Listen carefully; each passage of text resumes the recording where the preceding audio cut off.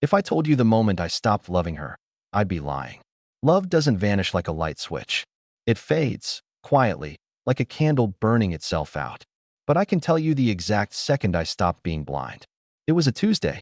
I worked the night desk for a hotel chain, reservation systems, confirmation calls, the glamorous underbelly of hospitality where everyone thinks they're the exception to a full house.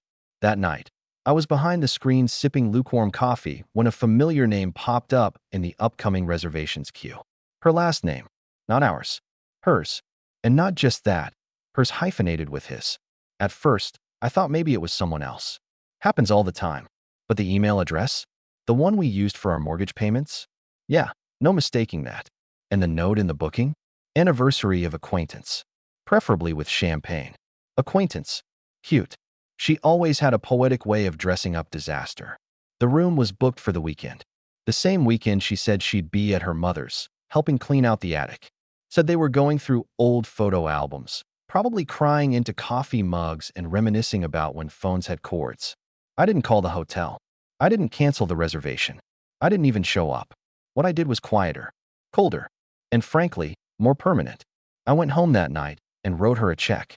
For the new life. No threats. No confrontation. Just the kind of quiet that makes people panic. The next morning, I left the check on the kitchen counter. No sticky note. No clever message. Just her name, the amount, and my signature, clean, controlled, unmistakably mine. She texted at 8:17 a.m., which was earlier than usual. Normally, she waited until mid-morning, when she could sandwich a love you between yoga and pretending to write her novel. Her, did you leave a check out this morning? I ignored it. Not out of pettiness. Just rhythm. I wanted her to feel the pause. To really sit in it. At 9:40 a.m., she followed up. Her, what's this about? For a new life? Are you being dramatic? No, sweetheart. You already did that part. By noon, I had packed 3 bags and taken everything that was truly mine. Tools, records, my grandfather's cufflinks, and that red mug I used every morning.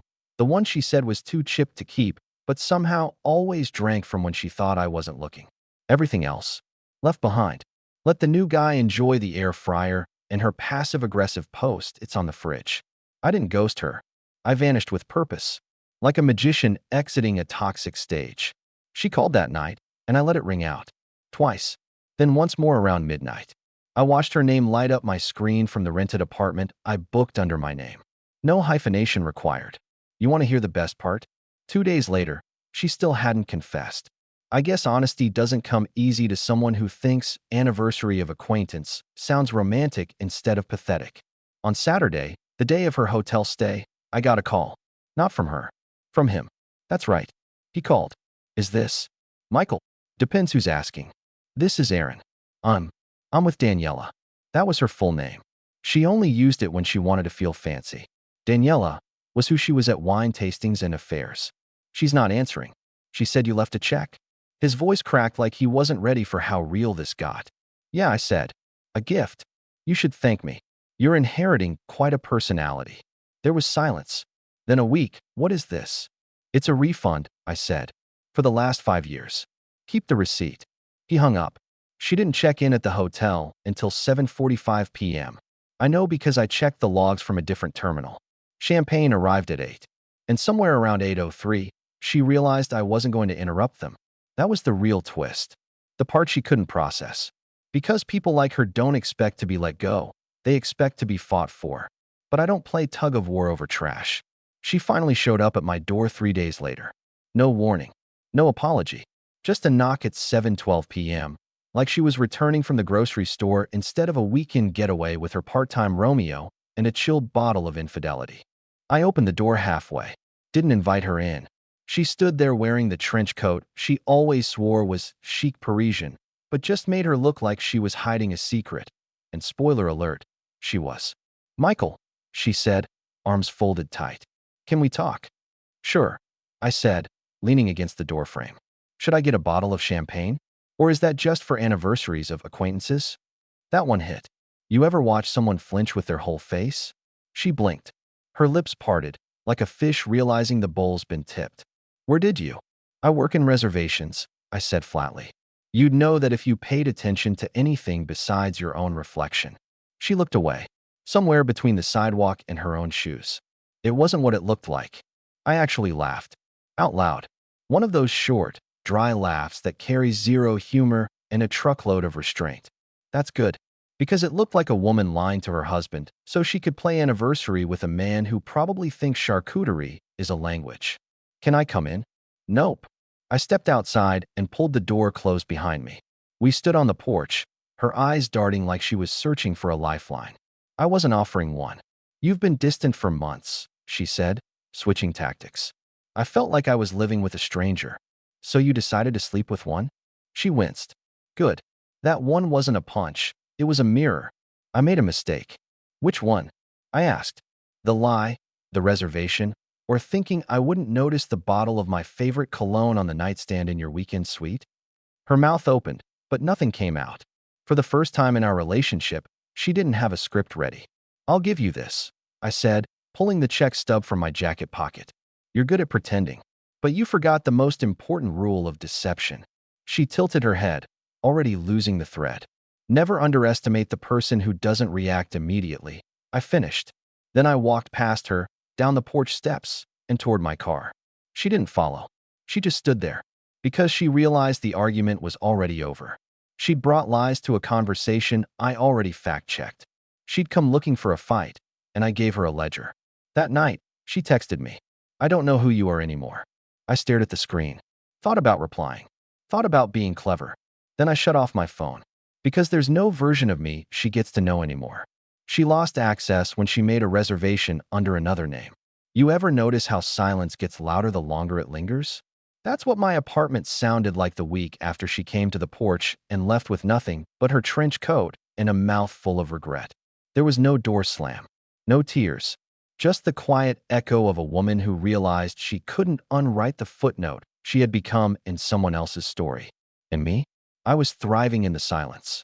I started doing strange things, like sleeping straight through the night, like waking up without the weight of wondering if the laugh I heard from the other room was meant for me or someone on her phone screen, like enjoying coffee that hadn't been brewed by someone quietly resenting me from across a granite countertop. Funny how peace is never loud. Then came his message. Yeah, I'm champagne guy. Mr. Anniversary of Acquaintance. He reached out on a Tuesday, like he was checking in about a work project, not the woman he'd stolen from a man who was ready to gift wrap her and add a receipt. The message came through a mutual friend. Apparently, Aaron wanted to talk. Said he had questions. I didn't reply. I just blocked the friend. Then blocked Aaron too. I'm not in the business of counseling replacement husbands. But I was curious. So I did what any sane man would do. I quietly logged into the hotel system and pulled the record again. Turns out, the note had been updated. Please send the bill to her personal card. We're not comfortable using my name. Oh, that was interesting. Because men like him? They don't do shame. They do bravado. Until they realize they're the second act in someone else's unraveling marriage. And suddenly, poof, no last names, no accountability, no Instagram posts. Just a 2-night stay and a bill left unpaid. 1 week later, I got a letter in the mail. Handwritten. No return address. Inside, a photo. Not of them. Not some scandalous blackmail. Nothing like that. It was a receipt. From a jewelry store. Engagement ring. 2 weeks old. Her name was listed as the associated contact. His name? Not there. But guess who signed for the delivery? Me. Because apparently, while she was still technically married to me, she was using my account, our shared account, to funnel points toward a future with him. A future I had helped pay for. The ring cost exactly $4,327. The check I wrote her?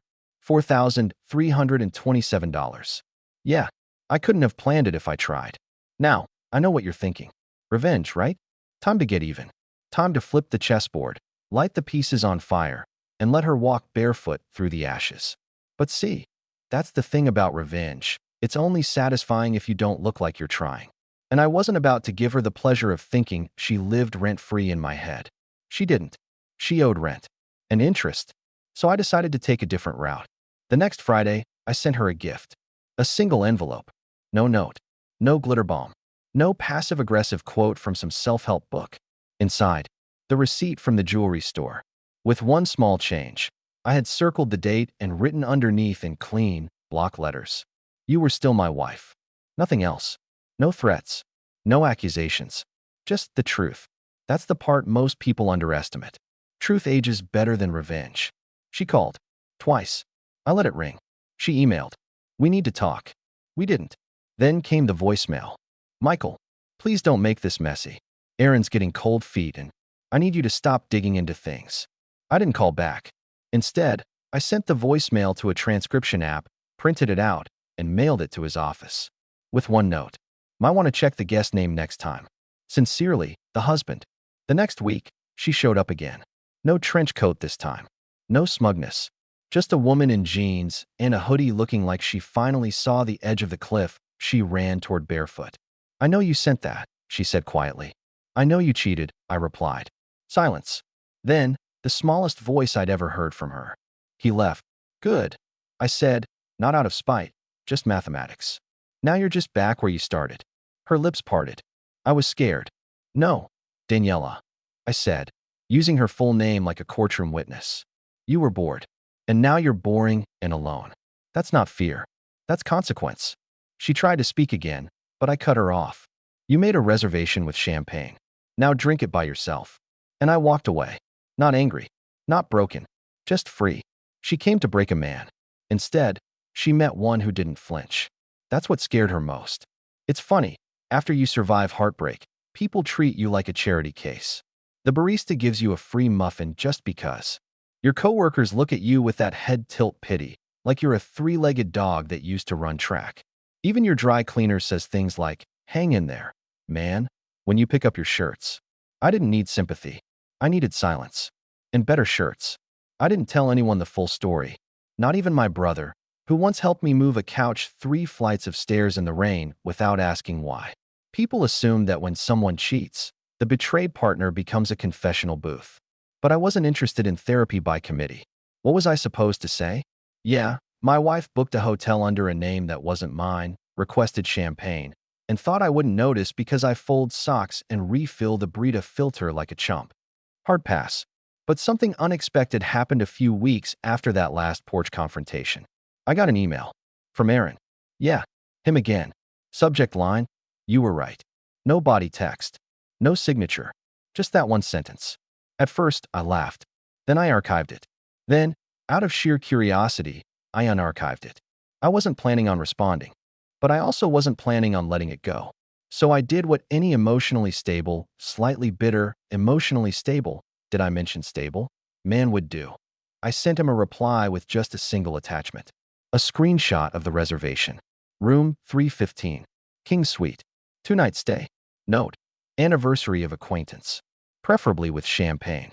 Under special request. It had one line I hadn't noticed before. Please no billing to home address. I didn't say a word. Just hit send. That night, I slept better than I had in months. Because something about seeing it all in writing made it feel final. Not dramatic. Not cruel. Just typed, dated, and confirmed. She couldn't gaslight her way out of a PDF. And Aaron? Well, he got exactly what he paid for. A woman who celebrates the day she met someone by erasing the one who stayed. 3 days later, she called again. Blocked number. I answered, because I was feeling generous, or maybe just curious. Michael, she said, her voice raw like she'd been crying. I stayed quiet. I don't know what you told him, but he's gone. He won't even answer my messages. Still quiet. I made a mistake, she whispered. I panicked. Things got messy. Can we talk? I finally spoke. We are. She hesitated. In person, I mean. What would that accomplish? I asked calmly. I don't know. Closure. You didn't want closure when you booked a king suite. Silence. Then, that wasn't about you. No, I said. That was the problem. Nothing was. She showed up anyway. Because of course she did. Wearing the coat again. The trench. The one that once made her look mysterious, but now just looked like it had stories it didn't want to tell. I never wanted to hurt you, she said. But you didn't care if you did. She tried to step inside. I blocked the doorway with a calmness that wasn't performative, it was earned. I'm not here to beg, she said. Good, I replied. I don't accept returns. That made her blink. Like I was supposed to let her back in because she'd finally realized I was a safe bet. Safe doesn't mean stupid. She looked around the room. Noticed the furniture was rearranged. New bookshelf. Fewer framed photos. No more his and hers, anything. Everything's different, she said. Yeah, I nodded. That's what happens when someone leaves. The space adjusts. She swallowed. I don't even know where to start. That's because you're not supposed to. What do you mean? I said, you don't get a monologue.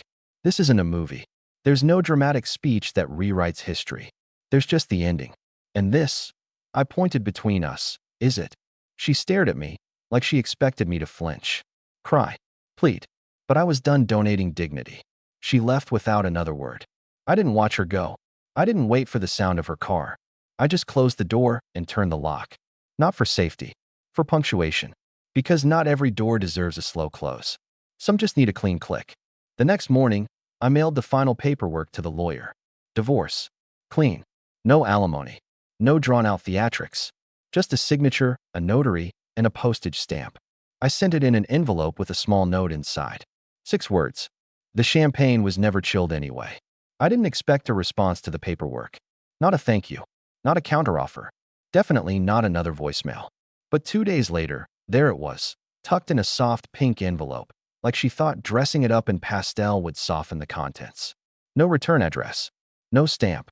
Just hand-delivered to my apartment's mailbox. I live in a building with a keypad entry, which means she waited. Or followed someone in. Classic Daniela. When the front door closes, she finds a side window. Inside the envelope was a letter. Not typed. Handwritten. 10 pages. The handwriting looked tired, like even her pen knew it was too late. I didn't read it right away. I set it on the counter like junk mail and made dinner. Chicken stir-fry. Just for one. No side of guilt. No tension soaking into the walls. Just quiet. Afterward, I poured a drink, sat down, and read.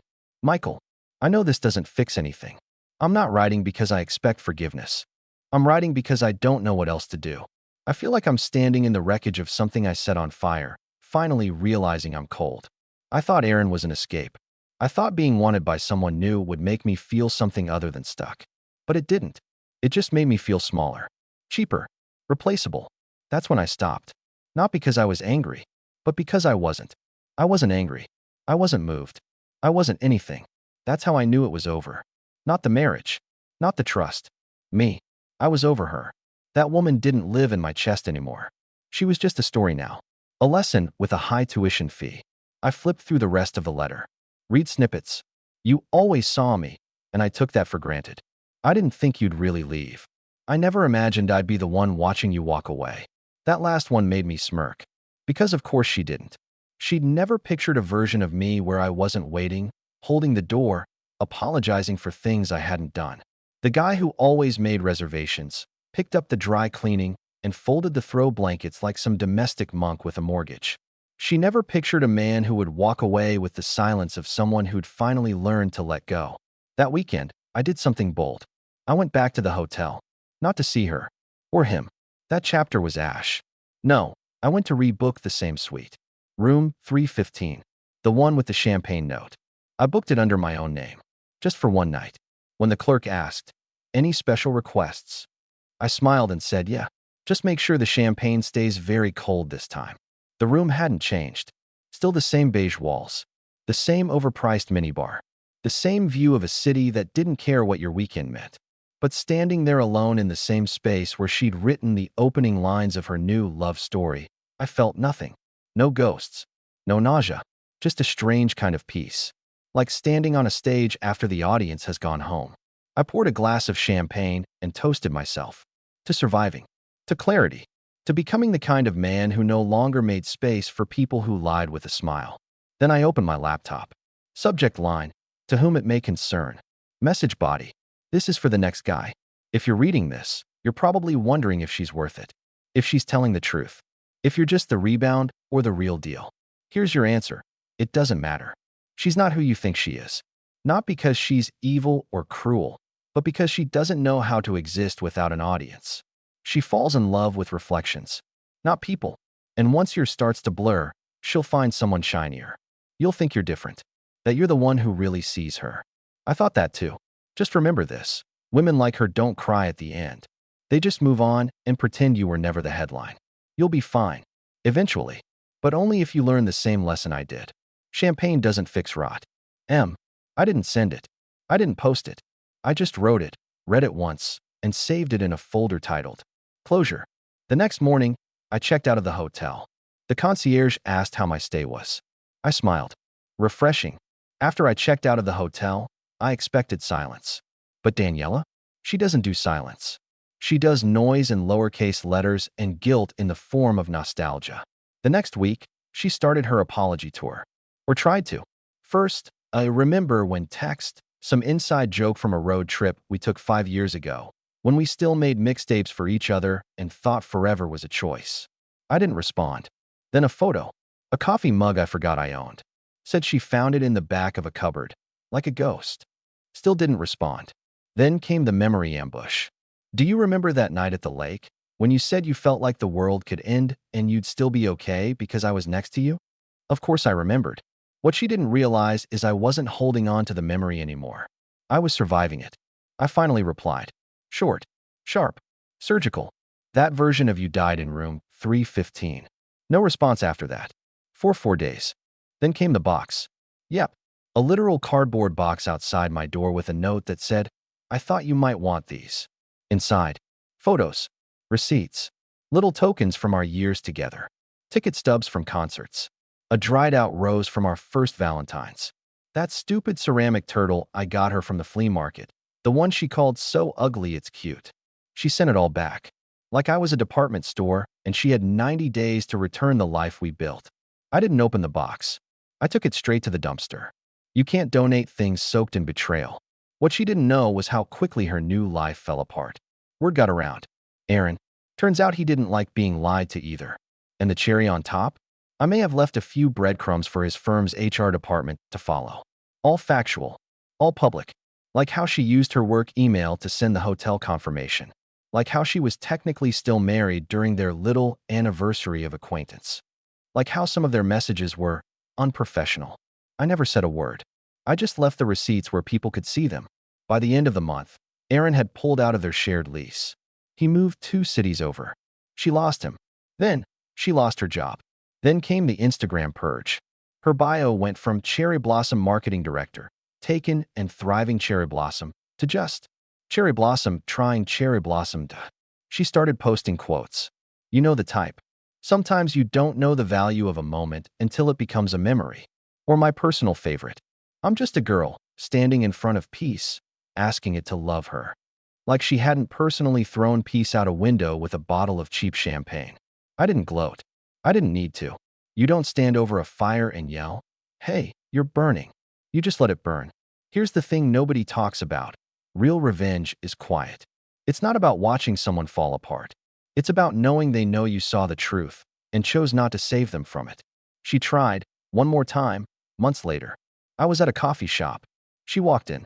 I don't know if it was a coincidence, but based on the way she paused when she saw me, it wasn't. She approached. Hey, she said. I looked up, stirred my coffee, said nothing. She sat across from me, uninvited. You look good, she said. I am good, I replied. Then she went quiet, like she wanted me to throw her a line. Ask how she was. Offer a sip of forgiveness so she could taste grace again. I didn't. She sighed.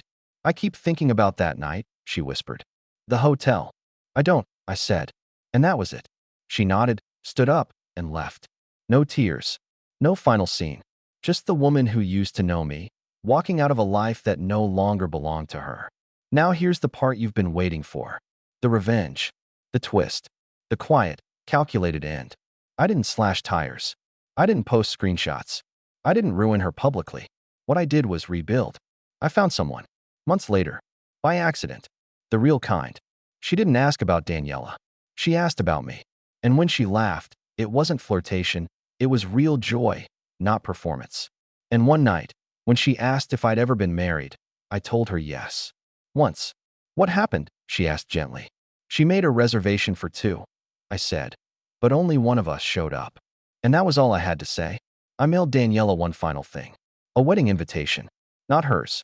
Mine. It was real, honest, and sealed with gold foil. On the inside flap, I handwrote a message. Some people spend their lives booking rooms they never check out of. Thanks for making sure I did. That, my friend, is how you let go. With class. with silence, and with just enough cruelty to let them know you healed without them.